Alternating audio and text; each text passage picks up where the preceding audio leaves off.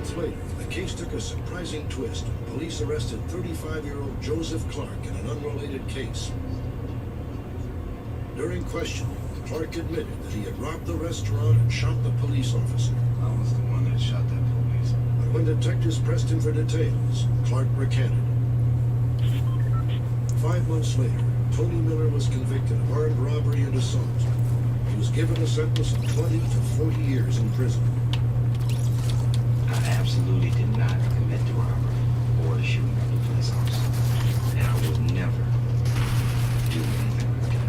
I'm a musician and artist. I'm not a criminal.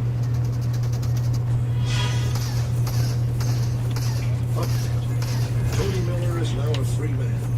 On the night of our broadcast, one of the prosecution witnesses from Tony's trial called our telecenter and corroborated Tony's story. The man had seen the robber flee the area and had never been asked to identify Miller. After viewing our story, the witness said, quote, "It was the first time I had seen photographs of Tony Miller and the other man. Based on those photographs and my recollection that evening, the man who ran past me was not Tony Miller." On December 2nd, 1992, Tony Miller's conviction was reversed. A week later, he was released from prison after 8.5 long years. For a while, you think that, this is just like a dream. It's just, it's hard to describe. It feels so good. There's no experience. I'm scared if I did it, lock you back up. So I didn't scream. I was really happy. Tony is one of the most enjoyable people I've ever met, and having him out of prison has just increased his natural joy and happiness. He's a very special person.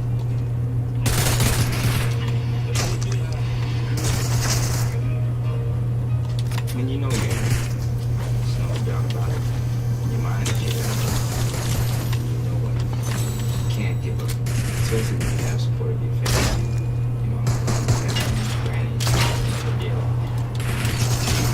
They're fighting as hard as they possibly can to send it to the truth. Because the truth will surface, regardless of how long it takes. It comes to the top every time.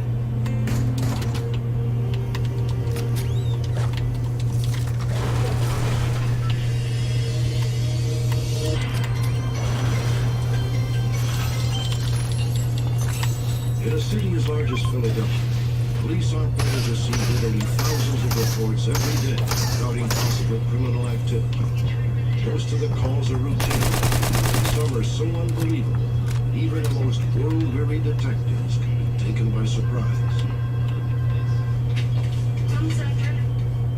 On September 10th, 1991, Detective Pat Brennan was stunned to receive not one, but 3 telephone calls from a convicted rapist named Julius Patterson. Those calls launched one of the most disturbing murder investigations the city has ever known. Out of the blue, Patterson confessed to a shocked Brennan that he and his girlfriend Paula Hyde killed 2 people, one in 1986 and the other in 1988.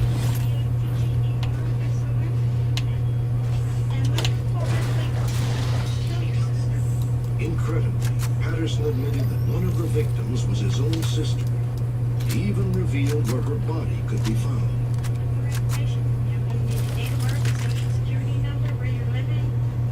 It was like a man on a mission. He was out to convince me and anyone else that would listen to him that what he had to say was real, and he was out to make the police act. This urgency in the police and detail to what he was saying to us just made me feel that everything he was saying was the truth and would be founded. Detectives were immediately dispatched to the address Patterson had given. The current resident had lived there for several months and had a difficult time believing there might be a body in the basement.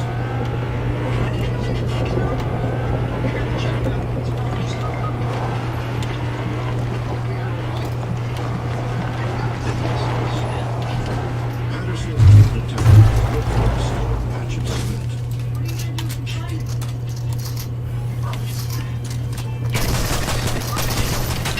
At the foot of the steps, under an old tattered carpet, they found an area which Only fired a shotgun. But it remained to be God seen damn it, what, man. if anything, might be buried beneath the floor. At almost that same moment, Detective Bennett received another call from Julius Patterson. Earlier he had said that his girlfriend Paulette Height could be found at a motel in New Jersey. I need you to come in and give us a signal. Now he was demanding to know if she had been arrested.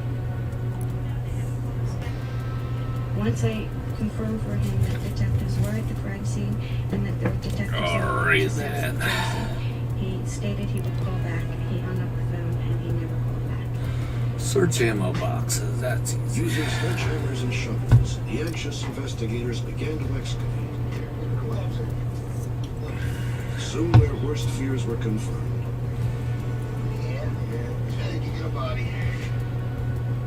Julius Patterson had been telling the truth. Julius Patterson has to be the worst type of person possible. For somebody to want to kill her sister, it's just mind-boggling. Like I said, I've never seen that in my entire police career. Something that tragic, especially. Police soon learned that from 1984 to 1986, Julius Patterson, Paulette Height, and Julius's sister Jessie lived together in the house. Other members of the Patterson family confirmed Jessie had mysteriously vanished in July of 1986. Wait, what did you say your dad cheated Jessie you? later confirmed the bones were the No, remains of my- Julius No, Patterson's no, wait. Punched me in the eye. Oh, dang, your brother punches you in the eye. Oh my god. You punch him back? Yeah. Nice. Apparently as part of a devious scheme to cash in on her Social Security benefits. The investigation was just heating up. Julius Patterson had Okay, confessed so to the these two kids, they have their mic on, but they just don't want to talk. And one's just trying to flex their edits. I can hear you. But they can't, but yeah. This girl, or this girl trying to flex their edits. Bro, what the fuck? Stop. That was me. The unlicensed Height made her living by providing home care for the elderly. Psych, I lied. Like I was. Seen in July of 1986. Bro, I just want to play some trades because like mostly all these people don't even have freaking mics. What? I got a mic. We could play random creative, but The individuals. Random trio? Nah, bro, I want to play creative. I don't want to get one you. Both of these people, for then totally I'm different probably gonna reasons, leave. were incapable. Hello? No, go back to the hub. I mean, go back to the Be lobby. at the mercy of the people that were entrusted with their care. Because someone took Just advantage saying. of that situation, Just say a that in word. itself is not that unusual, unfortunately. But the fact that they actually went on to kill them for no other reason than to increase their own wealth. Yes, that did I take hate a when people special do that shit. These pictures of Julius Patterson and Paulette Height were Hello? taken by a bank ATM camera in August and September of 1991. Authorities believe that over a 10-year period, the pair may have stolen as much as $150,000 from their victims. FBI agent Richard Kane and Detective Duzak traced the missing fugitives to a motel in South New Jersey. They arrived only to discover that Patterson and Height had moved out a week before. We were able to track Paulette to another hotel down the road and found that she'd stayed there for a night or two under an assumed name and had left there hurriedly, abandoning possessions. Julius Patterson and Paulette Height were last seen in Philadelphia in September of 1991. Hello? The couple robbed an old friend of the Patterson family at gunpoint and then promptly dropped from sight. Julius Patterson is 38 years old. He is 5 feet 11 inches tall and weighs 150 pounds. He is wanted for questioning regarding the death of his sister Jessie and the disappearance of Paul Luther Gordon. He is also wanted for armed robbery, assault, and parole violations. Paulette Height is 44 years old. She is 5 feet 3 inches tall and weighs weighs 190 pounds. She uses the aliases Colette Hoop or Pauletta Price. She's wanted on charges of armed robbery and fraudulent receipt of Social Security payments. She was also wanted for questioning regarding Jesse Patterson and Paul Luther Gordon.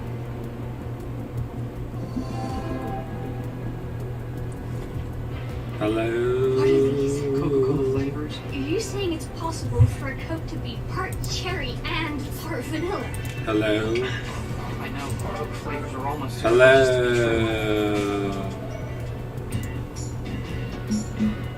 Hello.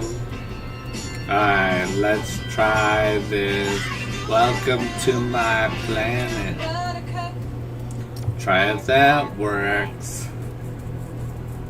Baby, just to let me down. Let me down. And mess me around. And then worst of all, If you ride, you get it. Geico Motorcycle. 15 minutes could save you 15% or more. How are we gonna get out of this one? Yeah, no crew, no ship. let's hope this doesn't get messy. This is where the frontier pushes back.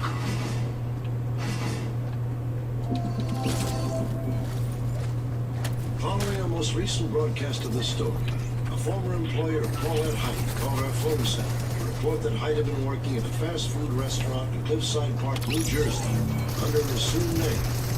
Here's what happened next, according to Philadelphia Police Lieutenant Joseph Whitty. Indicates the Social Security number 2 and the FBI tracked Social Security number 2 at a Las Vegas researching in New York City. FBI agents in New York City Police Department staked out the location where she was to pick up her checks. At that time, both Julius Patterson and Paulette were apprehended. After the arrest, Julius Patterson led police to this empty Okay. warehouse in North Philadelphia, where he said he had left the partial remains of Paul Luther Gordon. Police records confirmed that some human bones had been found there in 1989. The police now believe that they were the remains of Paul Luther Gordon. 3 weeks later, Patterson led police back to the same area, claiming that he had buried yet another victim. Hello, can you hear me? The unexpected happened. Yeah. Okay. Behind the factory. You a girl? No, I'm an alien. How are you an alien? Jason Railroad tracks.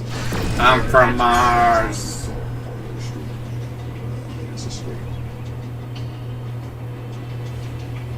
3 days later, Julius Patterson was captured at the intersection of North Philadelphia.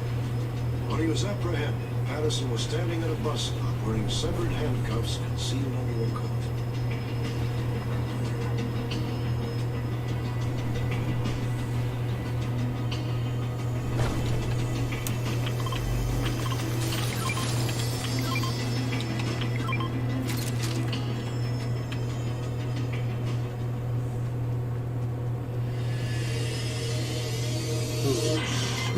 How'd you get up there?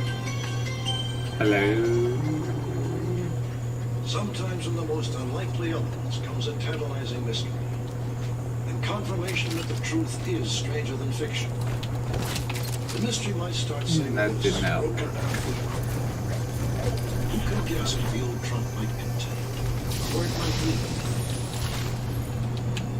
Perhaps to a small town called Thermopolis. In 1986, longtime resident Leo Colgate moved away from Thermopolis. He left some of his belongings, including the old lock trunk in a shed. Left the shed with a friend, Newell Sessions. 6 years crept by.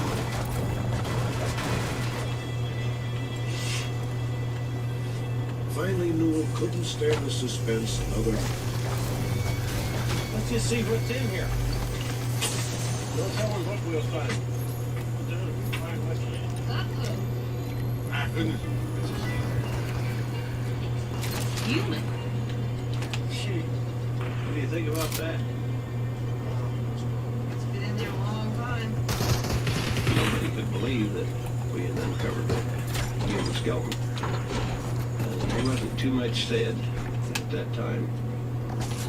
I think it was my wife asked me what we was going to do with it. I said, I think that the best thing we could do with it would be to take it out here and dig a hole and give it a proper burial. Newell's wife put her foot down. She told him he had to call the sheriff. Before he did, Newell felt obliged to contact Gabby. Oh, they're just fine. So what's up? Well, you remember that shed you left up here? You remember the footlocker that was in the shed? Yes? Gabby told Newell that he'd never even opened the footlocker. He thought he'd bought it at a garage sale. But when it came to the time and the place, Gabby's memory failed. Well, when I cut the lock off, I found a human skeleton in the trunk. You're, not serious about this, are you, Newell? He acted probably as surprised as I did when I opened the trunk. But he couldn't believe it. He thought I was kidding him. And I told him, no, I'm not kidding you. There is a human skeleton in there. Numerous sessions contacted John Lumley, the sheriff of Hot Springs County. Right from the start, Sheriff Lumley spelled her out. Doesn't know much. Gabby doesn't know much. I've talked to a lot of people about this case, and everybody said almost 99.99% or more that they would have opened immediately upon purchase of it. They said if they went to a yard sale or garage sale, bought a trunk, that's half the excitement. It's like a Christmas present. Can't wait to get home to open it. I don't think my curiosity is any less than the others, although it apparently has a tendency to. Because I know I took the thing home. I didn't have a hacksaw. I was going to cut the lock off. And that's a lot of work. 2 days later, another bombshell. X-rays revealed a bullet lodged in the skull. Now Sheriff Lumley thought he might have a murder case on his hands. He decided he'd better have a chat with Gabby. Where did you buy the trunk at, Gabby? Oh, I guess it was 73. Gabby was awfully vague about the details. He said he might have put the trunk in Goddamn Wyoming, dinosaurs. Illinois, or maybe Oklahoma. It might have been as early as 1973, but it might not have been. Gabby just couldn't be sure. Well, my being a suspect, first off, I wasn't the least bit worried about why. What do I have to worry about? I mean, really, I know I didn't do the guy. I didn't shoot this dude. I'm barely, in fact, I'm not even as old as the gun that shot him. Gabby is in his mid-40s. The footlocker and the lock were made back in the 30s time period. I don't believe that Gabby was the person that caused the death to this person, but my thoughts have always been that he has knowledge of who the person in the trunk is or where they came from. So I had to put tools in. For the record, Gabby says he doesn't know one single thing about the bones in the footlocker, and at this point, he's a little irked by the whole mess. On March 31st, 1992, Sheriff Lumley turned the skeleton over to Wyoming State Crime Lab in Cheyenne. They use authorities to tell him what Gabby couldn't. Well, it sure doesn't look like there's any organization in those folks, are there? Okay, well, let's start laying it out. He was in his 50s to mid-60s, probably stood about 5'8", plus or minus an inch and a half. He was a Caucasian male. He was then turned over to a forensic examiner who was able to identify his given 25 caliber. Was produced in the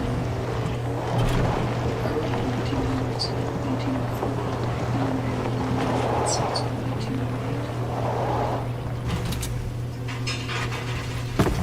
Here's a plastic bag. Also in the trunk was a rotted plastic bag from a supermarket chain called Heidi's. The bag with that particular logo was not manufactured until the early 1950s.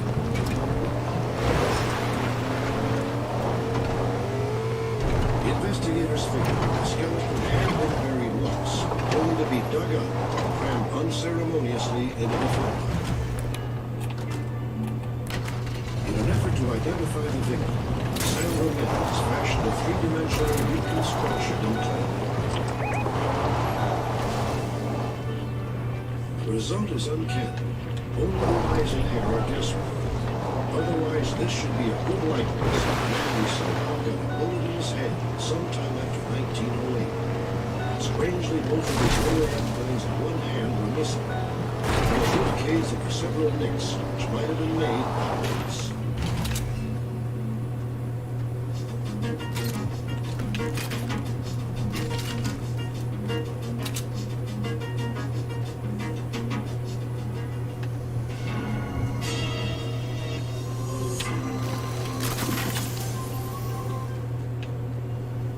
For every mystery, there is someone, somewhere who knows the truth. Join me next week, another edition of Unsolved Mysteries.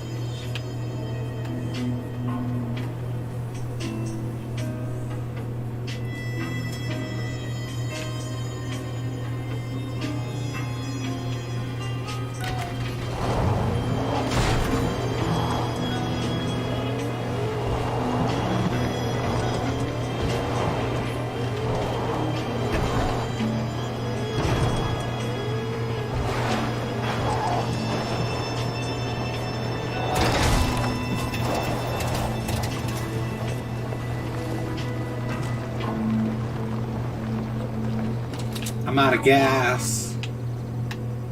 God damn it.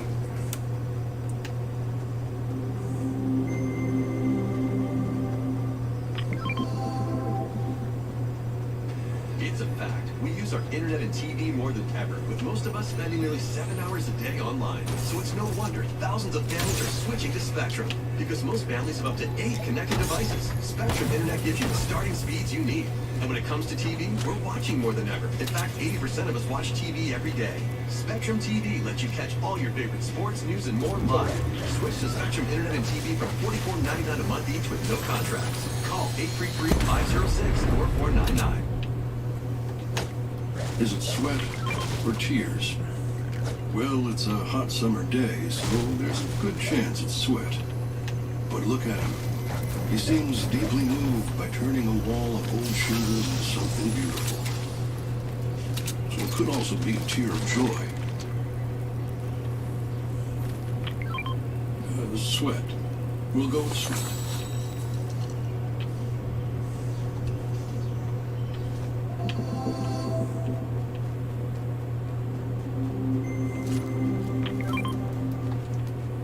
This program is about unsolved mysteries.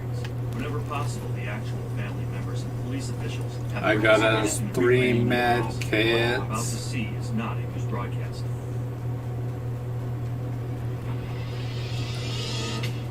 But investigative reporter Dan Castellano is found at a West Virginia hotel. His wrists had been slashed 12 times and his confidential papers were missing. Local police ruled his death a suicide. And Castellano's family and friends are convinced We got he's people because he on had accumulated this. compelling evidence of widespread government corruption. In Fort Lauderdale, Florida, city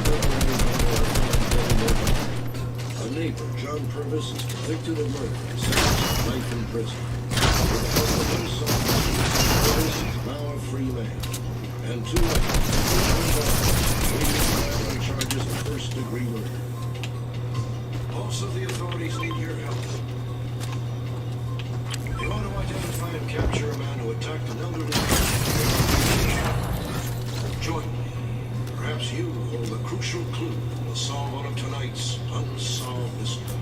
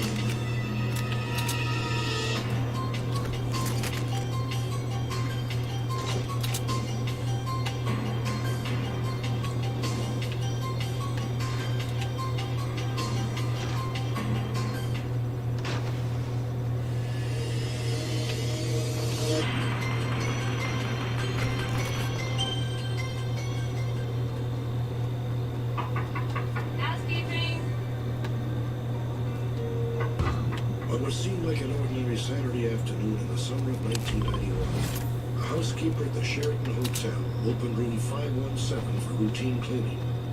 Nothing could prepare her for what she found inside.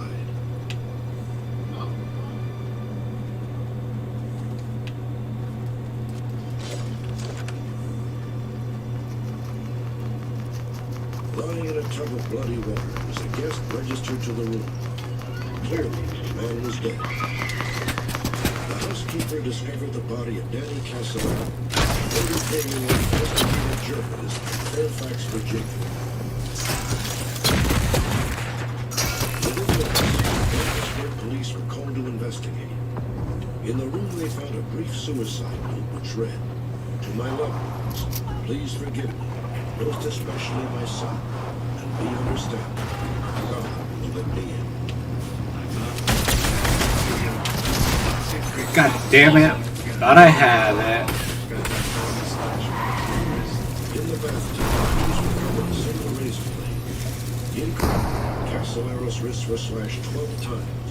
8 cuts on his left wrist and 4 on his right. One cut was deep enough to sever a tendon. The reporter's wallet was found in his room, with cash and credit cards intact. There appeared to be no evidence of a struggle. Wrap it up here as quickly as you can. We'll get out of here. Good job. You got it. Castellaro's body was delivered to a Martinsburg funeral home later Saturday afternoon. However, 2 days passed before Castellaro's family was notified of his death. My mother called me, and she said Danny's dead. They killed him, and I called the police at that point. She didn't really know any details, and spoke with doing an investigation. This is Dr. Tony Castellaro. I'm calling about Danny Castellaro. Yes, sir. What happened? He said, What's up? Suicide. You guys okay? Yo, what's going on, fellas? We'll staff up like, I'll carry you. 2 days to notify us, and he at the moment didn't know. He just said he thought we had already been notified. Where you boys gonna go? Look, what do you want about my brother? I started asking questions. What about all the papers he had with him? Alright, Misty, let's do it. Sergeant was really didn't have any idea about this. And at that point, told me they found no papers in the phone. The papers Castellaro had with him in Martinsburg included hundreds of notes and documents from more than a year of investigation. Not one has ever been found.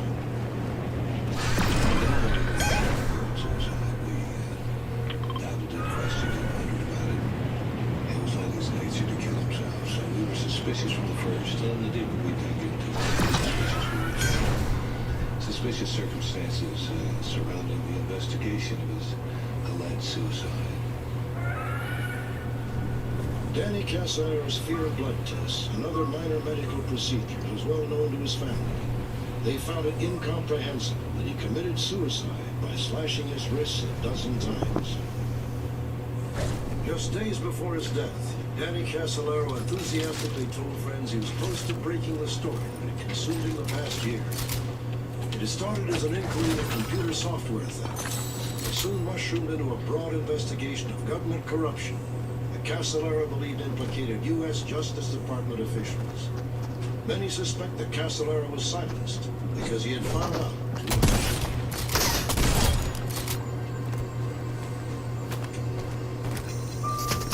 Danny Castellaro's strange house began when he interviewed Bill and Nancy Hamilton, the owners of a computer software company called Inzo. First of all, when was the promise software developed and what was it? Well, there's a big need for this kind of software. The Hamiltons had developed a powerful program called Promise that they claimed revolutionized information management by law enforcement agencies. It's so busted, you can't use this part of the screen. Definitely cracked every phone I own. You broke your phone, so Verizon broke the rules. For the first time ever, new and current customers can trade in their old and damaged phones for up to $1,000 off our best 5G phones. My phone is old, very Old, cracked, water damaged, doesn't matter. I'm ready for something new. Now, trade up to the 5G network you deserve with the 5G phone you want. Because at Verizon, the network is just the beginning. everything you see exists together in a delicate balance.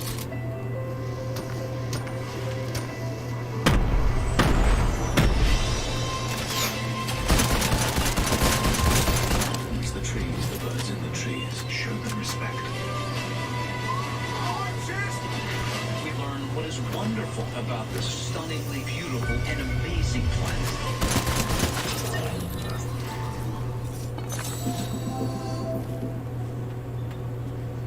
In 1980, the U.S. Justice Department purchased the Intel software to handle millions of case files. Initially, the program earned high praise and handsome returns for Intel. Then the climate of justice suddenly changed. First, just bring up the meeting. At the beginning of the second year of the 3-year contract, the Justice Department began to withhold payments from Islam. And they withheld a couple of $1 million from Islam, drove Islam to Chapter 11 bankruptcy. The Hamiltons then discovered that the Canadian government had acquired their software, despite the fact that Intel had never sold the program to Canada. It's sort of funny to think this started happening. The Hamiltons told Casolaro that they were mystified by illegal sales of their software until they spoke to a man named Michael Riconosciuto. He claimed to have worked for the CIA on numerous top-secret projects. Riconosciuto agreed to talk to unsolved mysteries about the unauthorized use of in-source software by clandestine agencies. Well, the parties that were involved in the distribution of this software were involved in covert operations. They were involved in Nicaragua and Central America, and they were involved in operations in the Middle East. And yes, I have direct knowledge of funds from the sale of this product being used to finance those operations. As early as August of 1989, the brewing Inslaw scandal had drawn the attention of Congress. The House Judiciary Committee opened a formal inquest.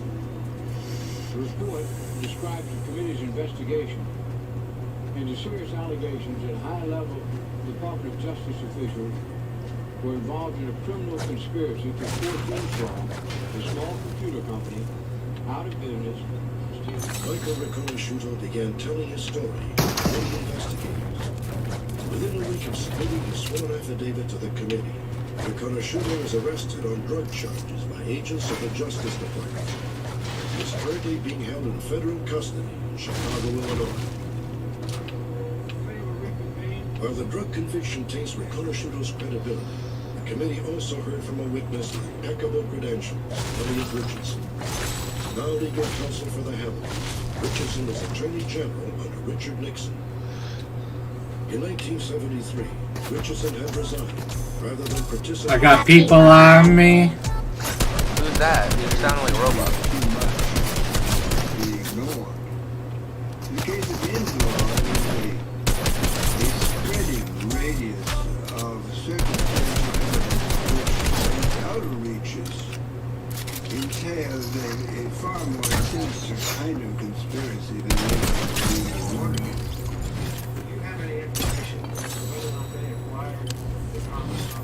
After months of investigation, Casolaro believed he had uncovered an unsavory network of U.S. officials, organized crime groups, and intelligence agents. He called it the Octopus.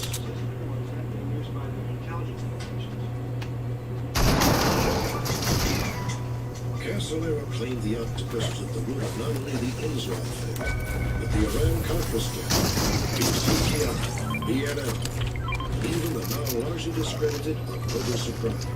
In short, just about every major scandal of the 1980s. You have quick direct connections with some of the crime figures. The deeper Casolaro went in search of the Octopus, the more he found himself on intimate terms with shadowy characters. Danny Casolaro thinks the world will be involved. The type of people that became involved with it just as a matter of... I'm lazy over here. So don't even know what the real truth is. They lied, they cheated, they involved in numerous murders, dealing drugs, dealing arms, and Danny Casolaro thought he could front business level by himself. Are you serious? before he died, Castellara told his brother he had been receiving frequent death threats. These guys. Well, I don't know. I mean, I know a couple of them are the guys that I've been working with, my contacts, and they're calling me and saying, look, Danny, you're getting too close. You're gonna get hurt. Back off. I'm getting calls in the middle of the night from guys I've never heard of. I don't like it. I said, what's the only way? They're just saying, you're not gonna die. Tell you this, though, I'm gonna run to it. I should get hurt. Don't believe it's an accident.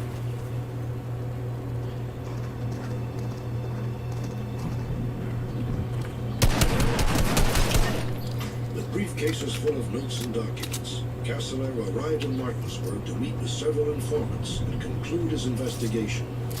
He had been tracking the finances of the Octopus and believed one of his new contacts would deliver key evidence.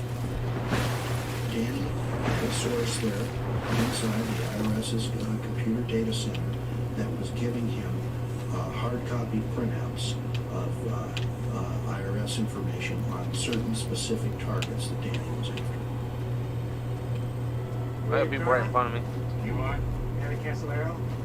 The day before he died, Castellara met with another source. There's a car driving. Former employee of a major defense contractor.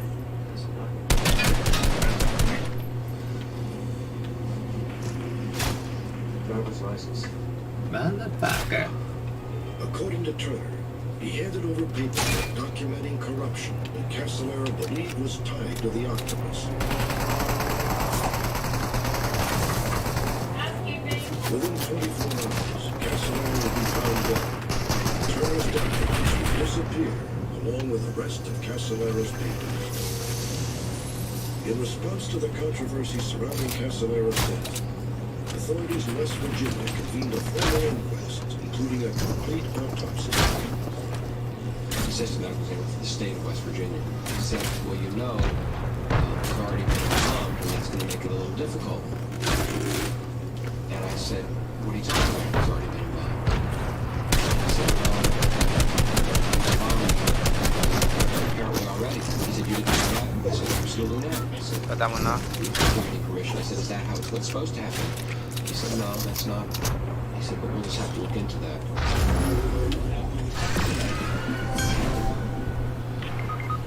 We started with computers. We didn't stop at computers.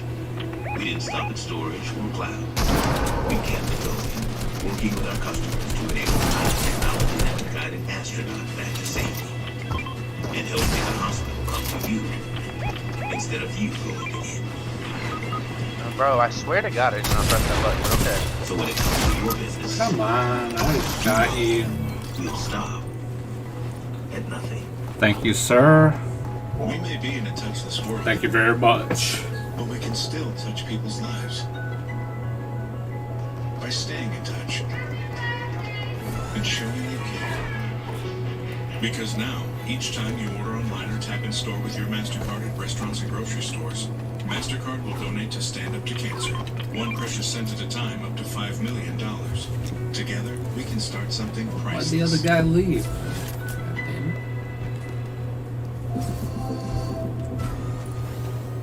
Shit, somebody's The tracking autopsy us. confirmed the bleeding from 12 razor cuts that resulted in Danny Castellara's death. More importantly, the autopsy disclosed evidence suggesting Castellara may not have been alone in the hotel room during the final moments of his life.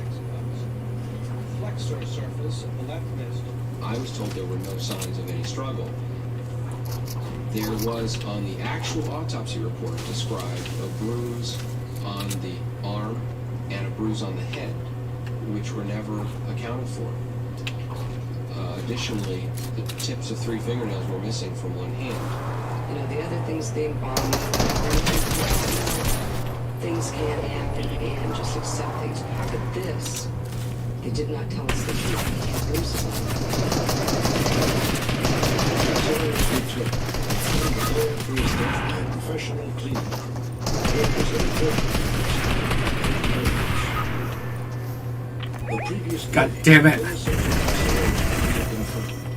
One of the shelter housekeepers noticed 2 bloody towels in the bathroom. GG. They appeared to have been used to wipe blood off the bathroom floor.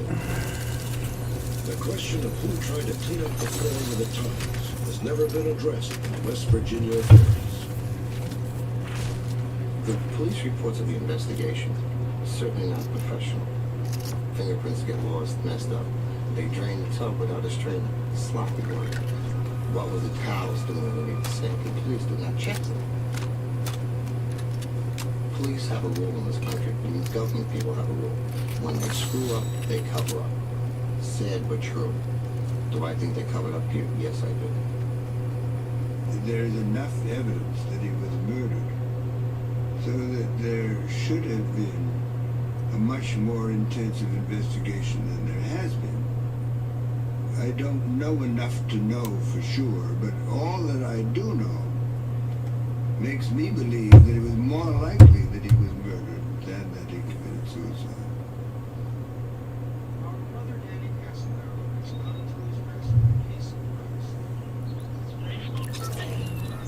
Even Castellano's future was clouded by mystery. As the ceremony was drawing to a close, a highly decorated military officer arrived in a limousine. I just learned that my TikTok friend, a creator that I've been following, It was really unusual because I noticed this tall, stoic-looking black man in full military dress, standing there with this like plain clothes type thing.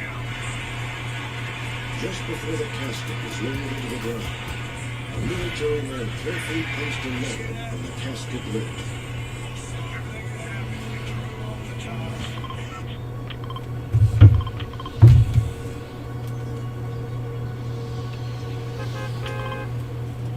And we went back to Francis's house, Danny's mother's house, and I said, Francis, who's the military man? And she said, I thought you knew. Don't you know that guy? And I said, no. And we asked everyone there. There had to be 50 people at Francis's house. No one knew who they were. No one. The official report that Castellano's death was completed more than a year ago. However, Castellano's clothing, wallet, suicide, and other personal items have been retained with no explanation by the investigators.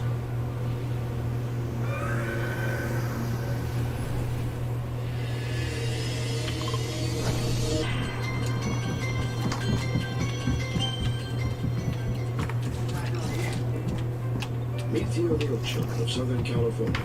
6 happy, well-adjusted adults. To look at them, you would never guess that their early years were rocked by crime. In 1958, the untimely death of their father, Paul O'Neill, precipitated the first in a series of family secrets that would haunt the children for years. Within every family that harbors deep secrets, it seems there was someone determined to uncover the truth. The O'Neills are no different. For Bill, the youngest son, this quest would lead him through a tangled web of intrigue, woven out of desperation by his mother. Eventually, Bill would unravel the mysteries of his family's past and begin a remarkable search. First for the sister he thought was lost forever, and now for his natural father.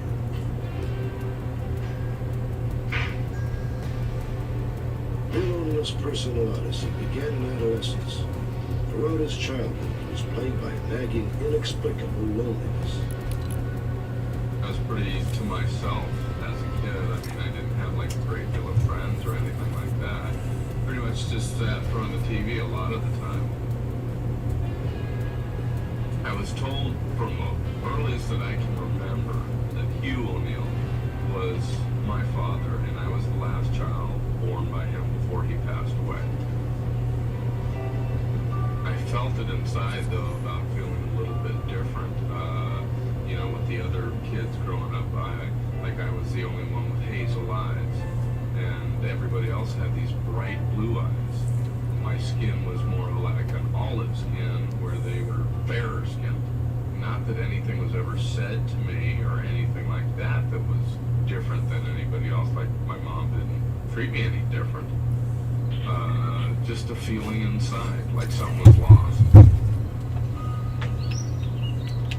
Years passed. The O'Neill children grew up and started their own families.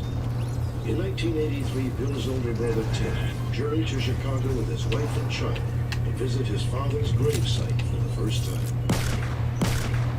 Hugh. That's his middle name, but Mom always called him Paul.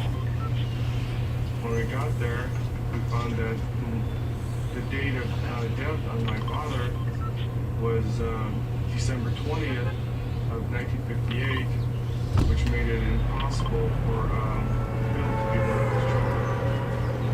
Tim was bewildered by the indisputable fact that his father had died 2 full years before his brother Bill was born.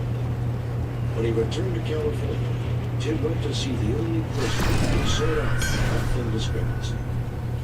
I went to my mother's house, and she had told me that she didn't want Bill to know about this or anybody else in the family to know about it, and that she would basically take it to her grave. She didn't want anybody to know about that and what had transpired years ago. Against his better judgment, Tim respected his mother's wishes and kept her secret to himself. Neighborhood, so I thought I'd drop by. But by 1986, Tim had decided to tell his brother the truth. He was stunned to discover that Bill was all he suspected. You and Mom anyway. And I can't even mention your name without her getting upset. Yeah, well, that's what you don't know about the OTF secret. What are you talking about? No, tell me. Ask her. No, I'm asking you. I knew what he was going to say. I had the feeling already inside. Is it that I have a different father than you guys? Yeah. Just had a feeling. I felt like all the years that I've been feeling the way I felt was sort of just all reversed. And now where do I go from here? I remember just going into sort of like a shock moment though. You know, I'm feeling real empty. But later on that night when I confronted my mother, she didn't deny it or anything like that. She asked me how I found out, but she did not deny it, and it went real well. I mean, I didn't have any kind of Welcome to Intelligent Indoor Grilling with the Ninja Foodie Smart XL Grill. Eliminate the guesswork with the Smart Cook system. Just pick your protein, select your doneness, and let the grill monitor your food so you don't have to. And because it's a Ninja Foodie, it also turns into an air fryer. Bring outdoor grilling flavors indoors with the Ninja Foodie Smart XL Grill, the grill that sears, sizzles, and air fry crisps. The moments that brought me here, I'm grateful for. Where I'm going is where I dreamed to be. And that adventure is here and now. The moments with my mother. Sure, some people don't like velvety smooth. That's okay. Let them live their dry, mayo-less lives. Seems like a them problem to us.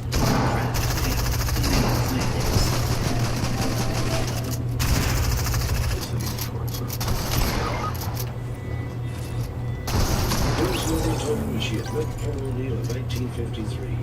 He was 29, boy. she was only 20. It was love at first sight. By the next summer, they were married.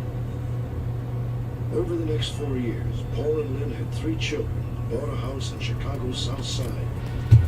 Their happiness, however, Not the greatest to die. Paul O'Neill was a World War II veteran, suffering from a chronic kidney Can ailment. someone explain to me why we're taking temperatures of men? Because By I've November never of seen a man with 1958, fever. Lynn was 8 months pregnant with her 4th child. Can someone Paul was spending most of his time in Chicago's VA hospital. I'm a Blackstone. Cuban these beautiful pork loins I got low. How you doing? Nino's prime steak. And some poison. He's from the fresh. On one visit, Lynn O'Neill met another veteran named Jim Burke, who was a good friend of Paul's. Sadly, within a month, Paul O'Neill picked up.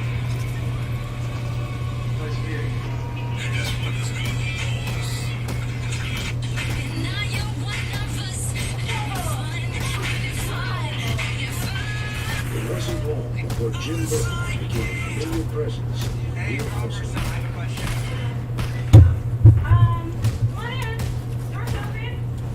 I remember that there was a man that was around our house, and he had. Where we landing, boys? And he had dark eyes, but I don't put a name to him. I don't know what his name is, but I'm comfortable that this man is there.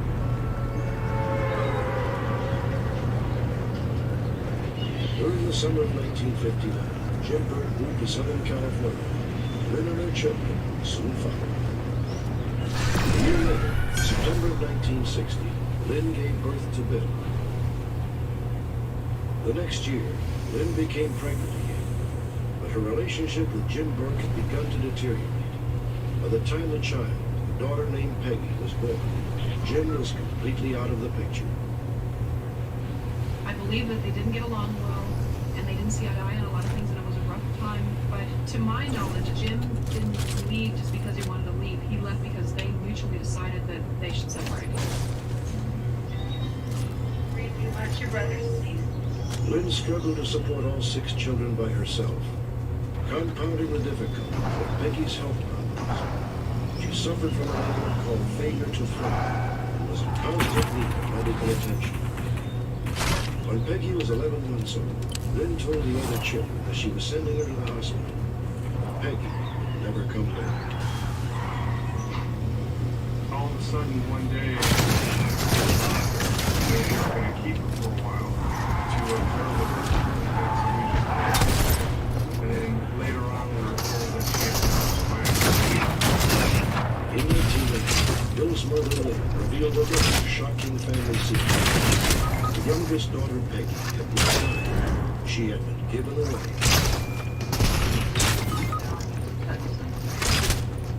Sure. What is it? Remember I was talking about Peggy? At Peggy's request, her adoptive parents had contacted Lynn. The entire story. She's alive. She laid a sort of bombshell on me. And the only thing that went through my head was, boy, I want to go and meet her. You know, I felt good inside. Why doesn't Mexico have a good Olympic team? Peggy had been adopted by Jerry and Richard Coleman of Silmar, California. They named her Karen, raised her in a stable and loving home.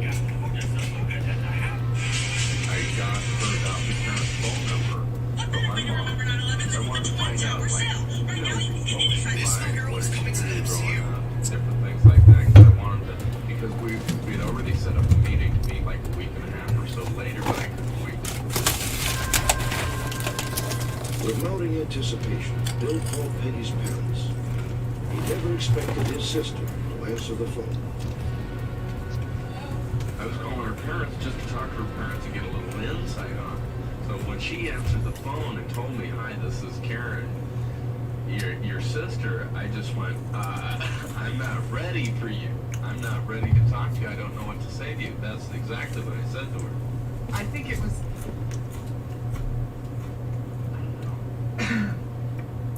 I just finally put a voice to a person. You know, I finally made the connection that this person really does exist. Santa Claus.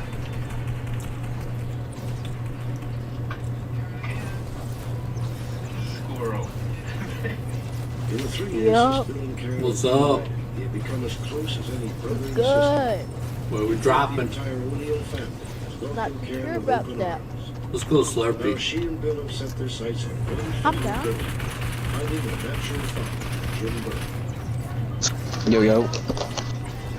It just seems like Yo, yo. a piece of the jigsaw puzzle that Jim, needs to be yes, yeah. put into place. I mean, now as a mother, I can't imagine Let's get this dub. being a parent. Yeah, we definitely getting this up. Let's go. Yep. But there's one thing. Get into his wife to tear him apart. You don't believe me, but I'm a rapper. I'm not a rapper.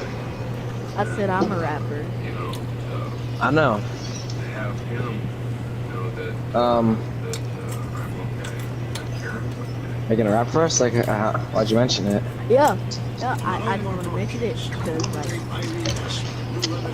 only got one person that knows about me. And that's my grandma. Who loves my music. And where do you? Alright. What Alright, platform guys. do you rap on? But I'm a rap about a song that I made 2 days ago. Alright, I'm ready. Gotta do my there. Alright. Finger and booty. Going to the door. Going to the door. Finger in the door. I don't know. Door. I didn't. Yep, that's all I got right now. Wait, hold on. What do you rap like? Do you just mix raps and just like, or do you like post on TikTok or Oh something? shit, there was another person up here. Oh, I post on everything. Name it. We get thousands of views. There are 2 people above.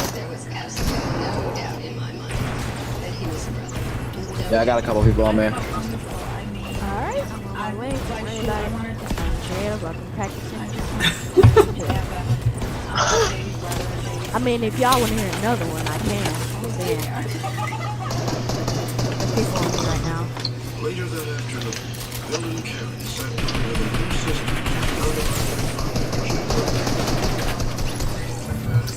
There. Who were my parents? I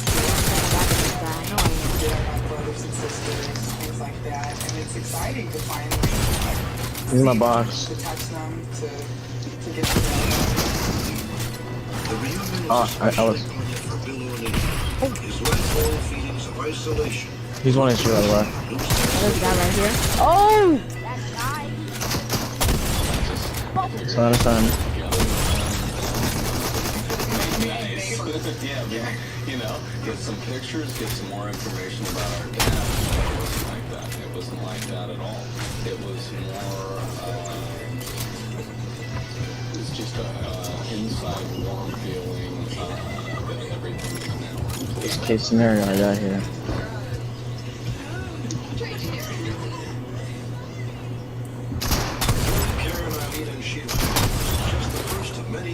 I can somehow manage this. Never mind.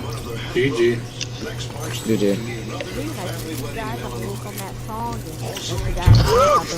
Well, your song is on my YouTube now, but good try. Oh, nice. Well, thank you so much. And I'm gonna go get another orange and think about what I'm gonna do. T-Mobile is the leader in 5G. Go to the store, take a trip, I roll up in the store. Yeah. I don't go to school. No, I'm a fool. Yeah, that's a good one right there. Nope, can't spoil it to no one.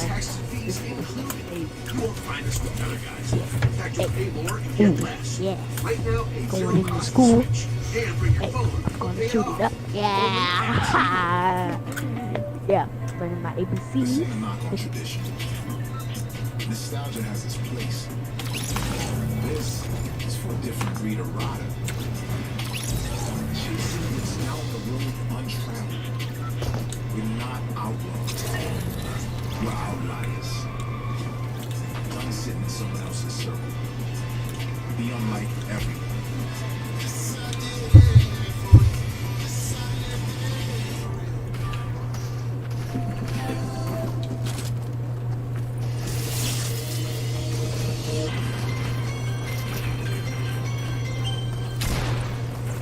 This police video was shot in Ontario County, 13 hours after a brutal double murder. Place, Blind River Rest Stop, just 85 miles from the U.S.-Canadian border, Highway 17.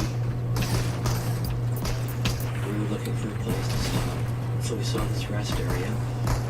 It was a nice, quiet river, ran along this public area. We went out and we walked around, and we thought, gee, it's a nice, quiet little spot. We'll maybe spend the night here. On the morning of June 28, 1991, Bill and Jackie McAllister of Lindsay, Ontario, were only 2 people at Blind River Rest Stop. In the comics, when Sam Wilson became Captain America, Joaquin Torres became The Falcon. McAllisters, And now first Marvel just regular set it up so it vacation, looks like Torres is going to decorated a become the new new cabin Falcon. with family photographs to make it as homey as possible. Guys know what a pedophile looks like.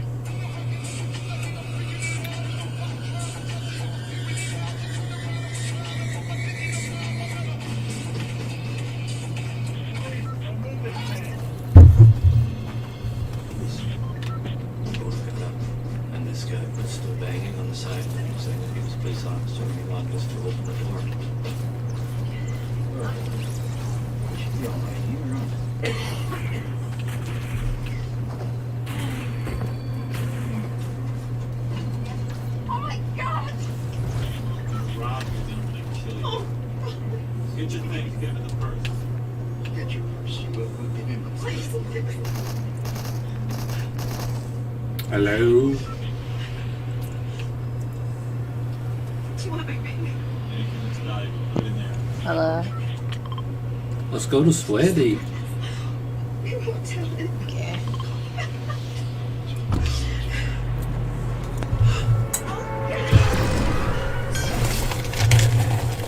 I like government cheese. Bad vibe.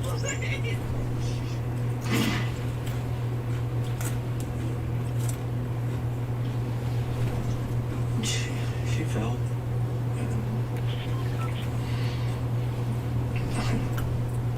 I made a leap to get out.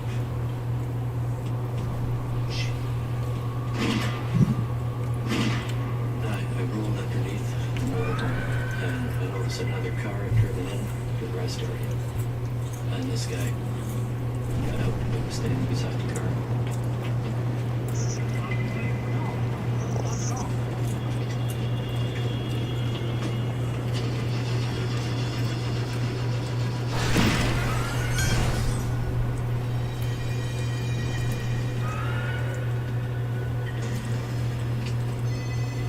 And I was laying there just praying. Just praying to God to keep on running. And good.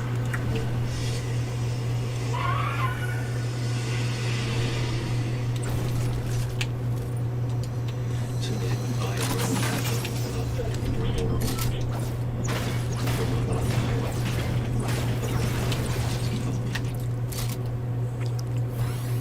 Gordon knew that his life was horribly wounded, but only as he stumbled to the road did he realize that he too had been shot. It was a race against time. Are you all right? My wife and I were shot when you used your CV as over. If my radio broke, I did the next exit call for help. Hurry, please. Help did come, but it was too late. Gord's wife Jackie was already dead. We would have been married 39 years. In September of 91. I didn't care what the doctor died. Honestly, didn't care. I thought my life was over.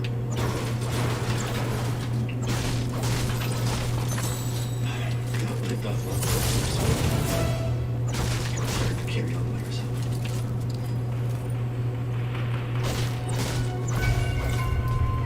The gunman's other victim, Brian Major, also died at the scene, less than half an hour's drive from his home. Brian Major was 29 years old. He left behind a wife and a young son.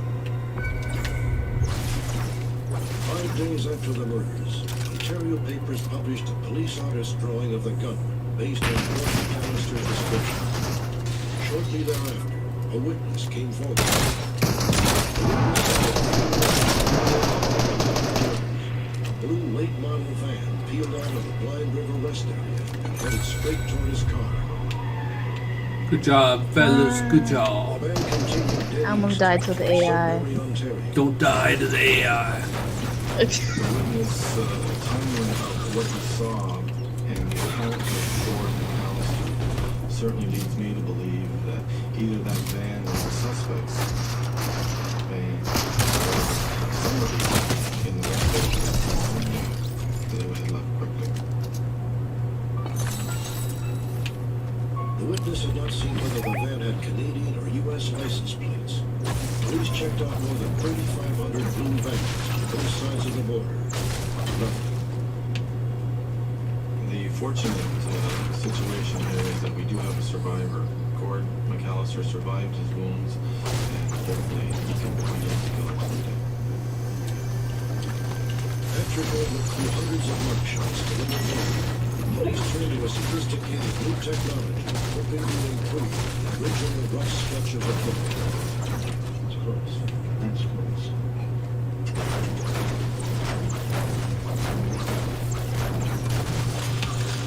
For 5 long hours, Gord painstakingly matched features from the computer's files against his indelible memories. We got people coming this way.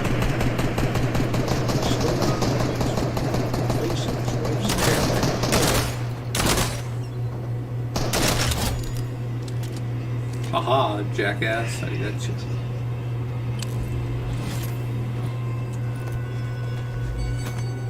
I'll never forget his face.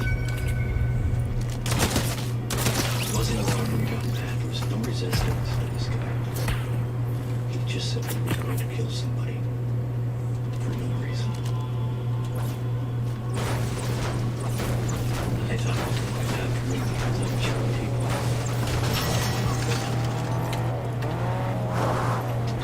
And I was under police protection for a long time. Much more than honestly. And I'm thankful for that.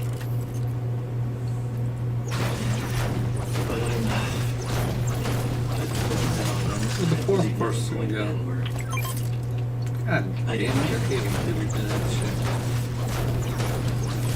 maybe if he killed me, then maybe he'd get caught this time. The murder of Jackie McAllister and Brian Miller, believed to be approximately 40 years old, about 5 feet 10 inches tall, with a slight build. He has long, smooth brown hair and a receding hairline. Next, the man wrongfully accused of murder is set free, thanks in part to unsolved mysteries.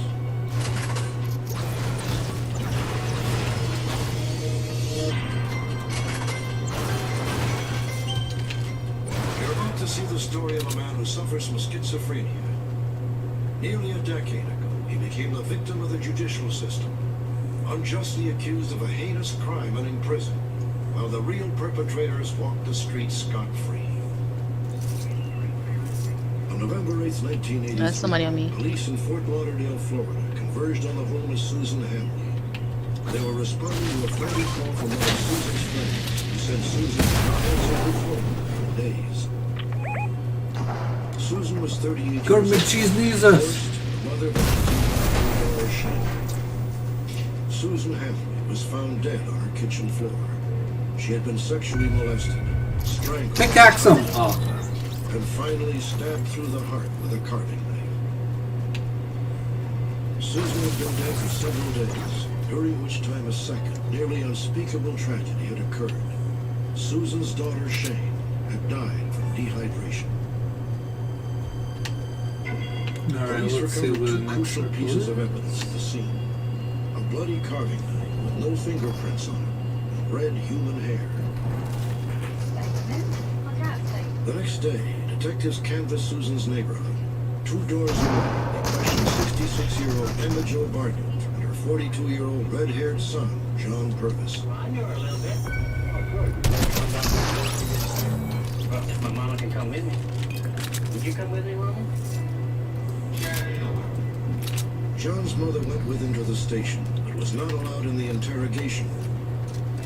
The detectives who questioned John were unaware that he Oh, the whole suffered squad from behind us. schizophrenia, a physical disease Time of to the kill brain him. over which the patient has no control.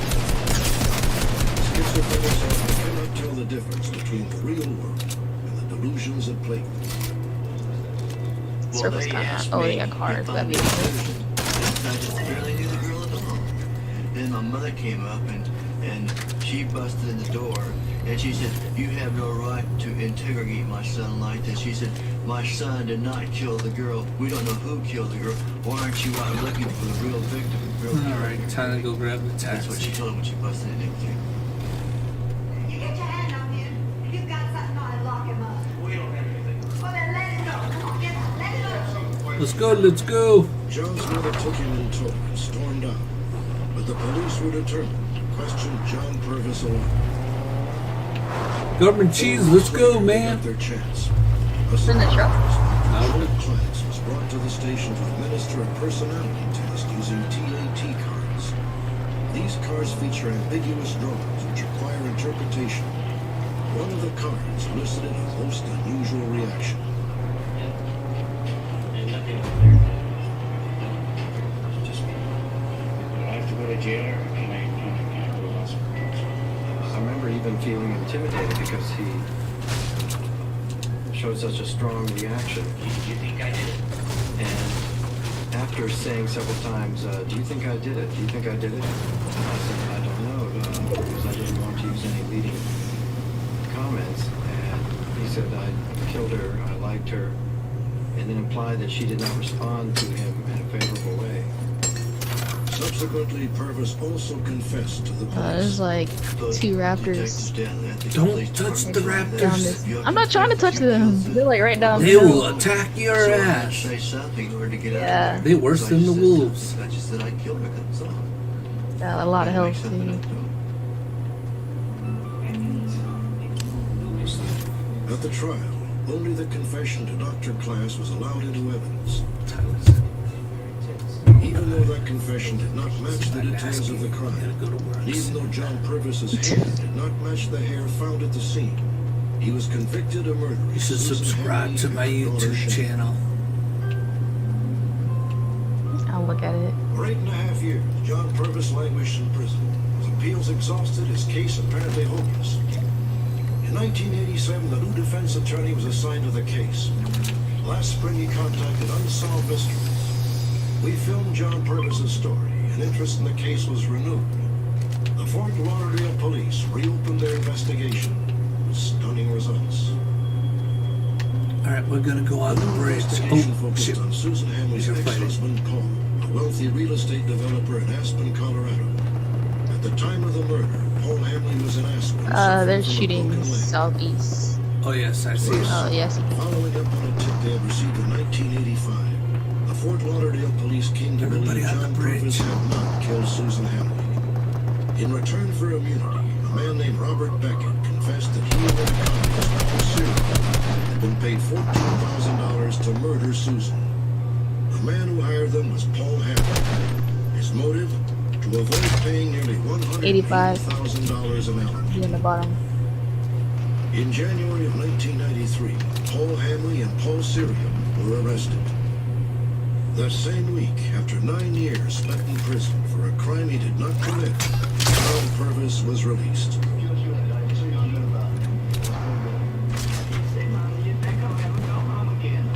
Everybody in the circle. The excitement of this whole case was John Purvis being let out.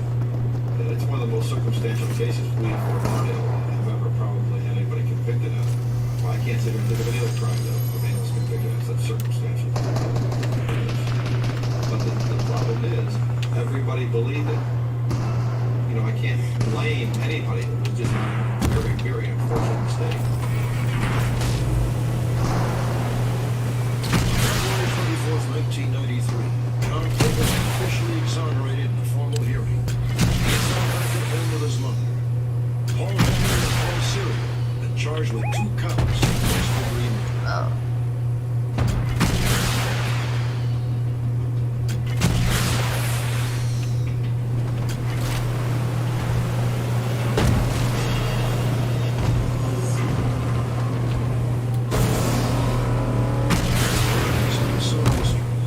All that loot there. You guys wanna go for it? Pilgrims have journeyed to Mexico City to offer prayer and thanks to Our Lady. Let's go, circle. A remarkable depiction of the Virgin Mary imprinted on a piece of rough cactus cloth. Believers claim that the striking image is truly a miracle. Created in 1531, when a vision of Mary appeared to a peasant named Juan Diego. Us versus 3. Skeptics say that while Our Lady of Guadalupe is an impressive Get work to the of art, circle. it is hardly miraculous. Join me next time for the celebration of the Easter. A lot of loot right Another here. I don't intriguing care. Jesus, another edition of We gotta win.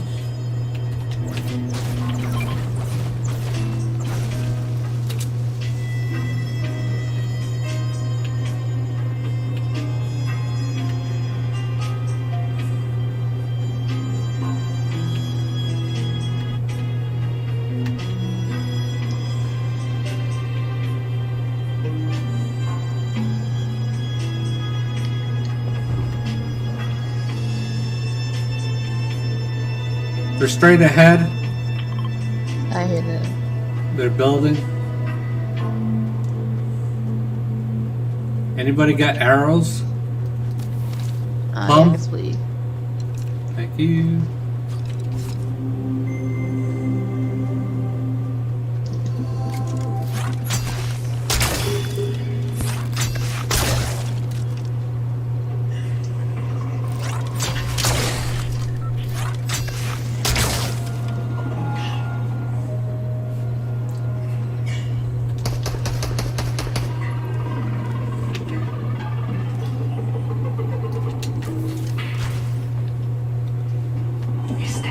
Squarespace. Got an idea? Squarespace it. We may be in a touchless Okay. world, but we can still touch people's lives. By staying in touch. Because now, each time you order online, Alright, one guy left. restaurants and grocery I see him. Oh, he's right here. Yeah. We can all go in on him. Push him. I got him for 68. He's over by the playground. No, that's not him. That's a. Oh, I see him. Telling you.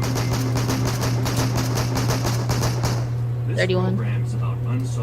He's by the reboot van.